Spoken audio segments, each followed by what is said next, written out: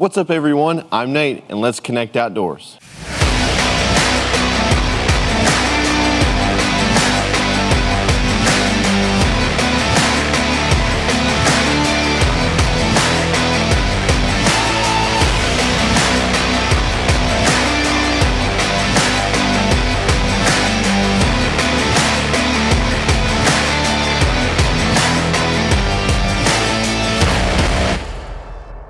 So welcome back. We're going to get started in bow setup, but before we do that real quick, we're going to talk about bow, the anatomy of a bow, and we're going to talk about how, what the pieces are on this. A lot of people call it the old stick and string.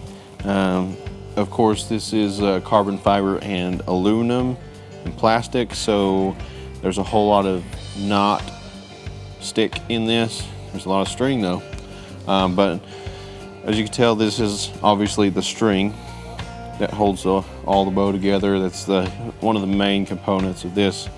And on the string is a D-loop here, and the D-loop allows you to, as we were talking about in accessories, to clip the trigger onto in order to pull back and then be able to release via the trigger or the thumb trigger. This little blue string up here is a section for a peep sight. And a peep sight allows you to be able to, whenever you pull back, you put your eye through that peep sight, and it allows you to give you the exact precise spot of where you need to place your pin on the animal. These are called monkey tail dampeners, and they just keep vibration down on the bow itself and on the string. There's a lot of force that comes off of this bow whenever you let off on the trigger, and so these just help keep that vibration down to a minimum. And that's what this thing is right here. It's a harmonic dampener, and what it does is it just allows you, it just captures vibration in the bow, so that way it's really quiet, really smooth. And Matthews again does a good job with that. This is the cam system, both top and the bottom cam, that allows all of the components to work together. It's got grooves in here to where all the strings go and are fit exactly according to where the manufacturer made it. So right here is what I call the string swivel, and really what it does is it gets those strings, these two strings right here, just kind of out of the way of your arrow.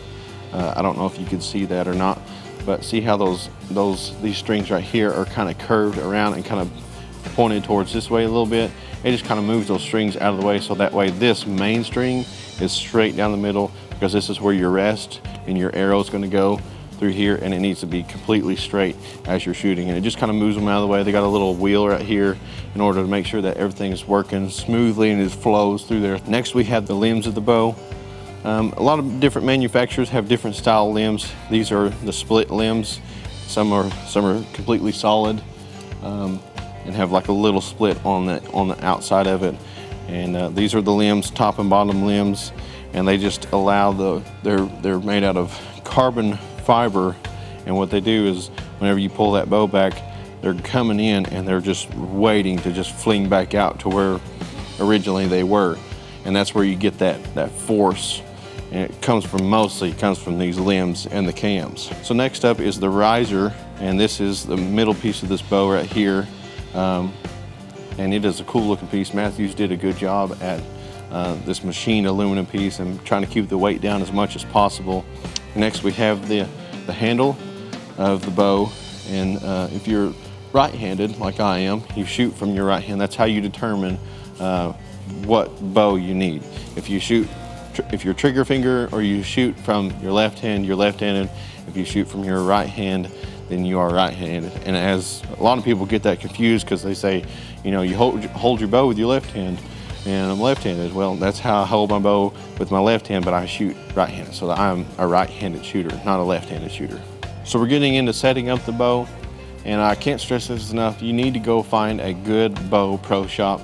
H&L Sport Shop here in McAlester offers great quality service on your bows, and I mean, they take really good care of you. They know their stuff. So come down, check it out. They got all kinds of different bows, like I said just a little while ago.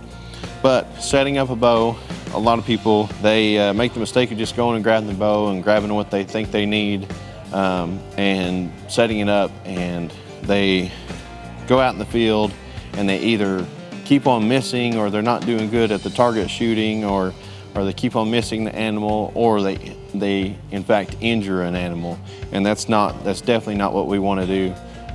As hunters, we want to make sure that we take care of the animals, and so we definitely don't want to be injuring any animals to let them suffer. We definitely don't want any animals to suffer. So in order to do that, you need to make sure that you're confident via shooting your bow a lot and often. And then another thing you can do is set your bow up properly to where it fits you exactly. And so what I mean by fitting you exactly, a lot of people's arm, the length of your arm is a lot longer than other people's arms. The weight you can draw back is a lot, you could pull back 70 pounds easier than somebody else, or somebody else can pull back 55 pounds because they can't pull back 70 pounds. So in order to get that fixed, you need to go to a bow pro shop, and what they will do is they will measure your arm length, they will measure your draw, which is called a draw length, and they will measure that out. They will set the bow up according to your draw length, which could range from 20 inches to 32. I shoot at 31 inch because I'm 6'6" and I have a long draw length because my arms are so long. And so it's been hard to find bows for me, and nowadays they've come out with a couple of bows that fit me very well. I'm pretty excited about that.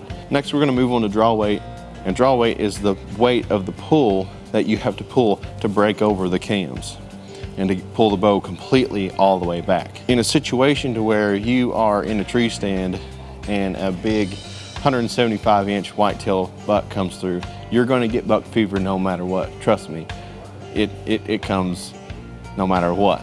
And so with that, you need to make sure that you are strong enough and you are able enough to pull back that bow completely all the way without having any constraints, because once that buck fever sets in, you're going to get a little weak in the knees and you're going to get weak all over. You're just going to start shaking and going crazy. And so in order to do that, you need to make sure that you have the right exact draw weight. So setting up the draw weight can be done by yourself, or I really recommend going in and going to a bow pro shop and setting the draw weight exactly to what you want, because you need to make sure that it is not too hard to pull back and it's not too light to pull back. But in the state wildlife department, there is a minimum of the poundage you have to pull back, because that means the lower the poundage, the less force it's going to push on that arrow. And so with that, you need to be in the ranges of 30 pounds to 70 pounds or more if you are macho man and able to do that. I like to set my bow at about 65 to 60 pounds. I used to shoot at 70 pounds, and I remember being up in the tree and sitting there and a big buck walked by, and it took all of the strength that I ever had in my entire life to pull the bow back and be able to pull it full draw. And that's when it clicked with me that I need to lower my poundage. And so I really recommend going in and getting your draw length and your draw weight set according to you. There is truly no place like home. Right here in Eastern Oklahoma, Bravado Wireless provides the best unlimited talk, text, and data for only $40 a month. We believe in strong, connected communities. That's why we live stream community events like local football games. You may not know us by name, but we'll be at the same festivals and cheering for our kids on the same sidelines, because we live where you live. Visit bravadowireless.com or visit one of our stores, where we make it easy to join our family. Bravado Wireless. We believe in the power of connection. You are called to be bold. You have a right to the best wireless service, high-speed internet, and customer service at a price you can feel good about. At Bravado Wireless, we know this, and that's why we put you and your community first. We are owned and operated right here in Eastern Oklahoma. We live where you live. We proudly connect you to your family, friends, and business partners wherever they are. Dallas, Seattle, Taipei, Toronto, and anywhere else in the world. We are Bravado Wireless. We believe in the power of connection. So next on this, we're going to talk about arrows. We haven't talked about it a whole lot, and we are talking about archery, and one of the main components of archery is arrows.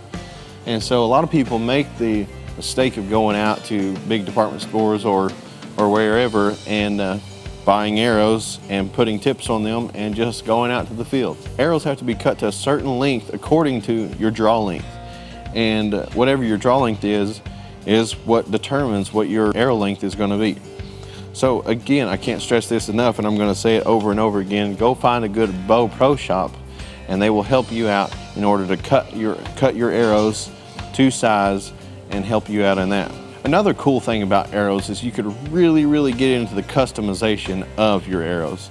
These are like zebra striped, and I really like these, but these are called vanes, and these tips on the end right here are called nocks, and this is where you nock your arrow. And so with the arrow being like this and having the zebra stripes, you can also, instead of getting these black and white vanes, you can go ahead and get like American flag or tiger striped or whatever you want to put on there. They got tons and tons and tons of different styles and different styles of arrow as well, and they have arrow wraps to where you can wrap your arrows and make the arrows where you like them. I recommend bright colors. I don't recommend camouflage because if you miss, it's going to be hard to find. I recommend bright, very bright neon colors. I've got red and blue on my arrows, and my arrows are actually black. But I really like these. These are really cool with the zebra stripe on them, and they're white, so it'd be pretty easy to see in the woods if you miss. So moving on to the nock of the arrow. The nock of the arrow is what I said is where you knock the arrow back into the bow and be able to pull back and then shoot, release the arrow. These are just the regular white nocks that come with these arrows. The nock is really cool, and they've come up with another design. It's called a lighted nock. A lighted nock, you knock it into the bow, and as soon as you pull back and shoot, as soon as you shoot, it shoves the nock just a little bit forward, and it makes a connection with a battery, and it will light up the nock. All kinds of different manufacturers that will be able to help you if you miss or you shoot a deer and it goes through the deer and it's on the other side. It will help you, evening time, be able to find that arrow because it'll be lit up via an LED light. They're really cool. So moving on to the other end of the arrow, where the business end is, it's where you put your broadheads or your field points on. Field points are used for target practicing and having fun and stuff like that. These broadheads right here are one of my favorites, and there's plenty of other different manufacturers, different styles of broadheads. This is a mechanical style broadhead, which means it is locked in a position and then it will open on impact. So it's a mechanical, it moves. There is fixed blades to where they are locked in position and they don't move. And there could be 4 blades, up to 4 blades on those. And these are a 2-blade. They open up to a 1.5 inch cut. So these are really good. It opens up to a 1.5 inch hole. And we'll be able to put the animal down very quick and very efficiently. So I shoot about a 450 spine on my bow right now. And it is all according to how your bow is set up. And I recommend getting some advice from your local bow pro shop. They will definitely guide you in the right direction of what spine arrow you should get. And with that, you have your broadheads and your field points that need to be the right grain according to your bow and arrow setup as well. So we talked about archery accessories, and now we're going to talk about bow accessories, and we're going to talk about a lot about compound bows because that's the most common bow that people use and I use and stuff like that. So we're going to move on with compound bow. And so with a compound bow, you need these things to get started, and you need these things in your arsenal and for your bow. So first up, you can install this yourself on your bow. It's not that hard to install, and I recommend you can go ahead and install it without having a bow pro shop install it for you. This is a True Glow. There's tons of different manufacturers that make this. And this is a quiver. This just keeps your arrows all in one place, all at one time while you're out in the field. That way you're not having to just finagle with a ton of different arrows. And it keeps it close to your bow. It mounts on your bow. This is a 5-arrow bow quiver, and it just keeps all your arrows and your broadheads just nice, neat, and safe, and to where you can access them at a moment's notice. So this is a good must-have product. Next we have a bow stabilizer. And this is from True Glow as well. And again, there's a lot of different companies that make these, and I'm not trying to be biased by one company alone, but there's a ton of different companies that make these bow stabilizers. And what it does is it screws on the front of the bow, and you can install this yourself. You don't necessarily have to have a bow pro shop do it for you, but this installs just really quickly. It just screws right into the front of the bow, and it allows you to, whenever you are holding the bow, it kind of balances the weight from the back of the bow to the front of the bow, and it kind of makes your stabilization on your arm a little bit stabler because there's a little bit of weight added onto it. So that's such a good product to have, and you will notice a difference. If you are shooting without one, you'll notice a difference. If you put one on and you start shooting with one, you will definitely notice a difference. And I recommend having a stabilizer because definitely, number one, they keep vibration down, and number two, they help stabilize your hand and your arm with the bow. Next on the list, if you're shooting a compound bow, doesn't necessarily interfere with traditional archery, but if you're shooting a compound bow, you need an arrow rest, and you need something to hold your arrow nice and neat on your bow. And what I recommend is the drop down rest. It's more or less like a kind of like a U shape or a V shape. Your arrow goes in there, and when you shoot, it's designed to fall away to where your arrow just floats above your riser there. So moving on, you can't have a compound bow without a sight. And with this sight here from Fuse Archery, the ProFire, it has a 5-pin sight on it, and it uses colored carbon fiber pins, and it illuminates, and it will show you 5 different pins according to what you have the range set at.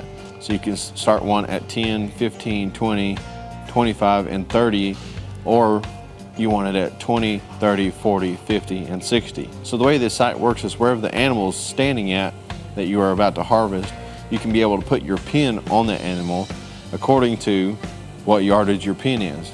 So say the animal is setting at 30 yards, and you've got it set to 20, 30, 40, 50, 60. You're gonna want to put it on the second pin from the bottom. And so you put that pin up there, and you'll be able to move up and down according to how far away the animal is. So this is a must-have. I recommend getting a Bow Pro Shop to mount your arrow rest and your sight. And then that way you can go to, most of the time that a Bow Pro Shop has a range to where you can test out your new bow. So that pretty much wraps up this episode of All Things Beginner Archery. If you like this episode, go to bravadowireless.com for more. I'm Nate, and this is Connect Outdoors. We hope you enjoyed this episode of Connect Outdoors. If you would like to win great prizes, don't forget to comment below with your best trophy photo, and at the end of the next episode, we will announce a winner. If you would like to see more from the Connect Outdoors team, head on over to bravadowireless.com. And as always, please remember to like, share, and subscribe.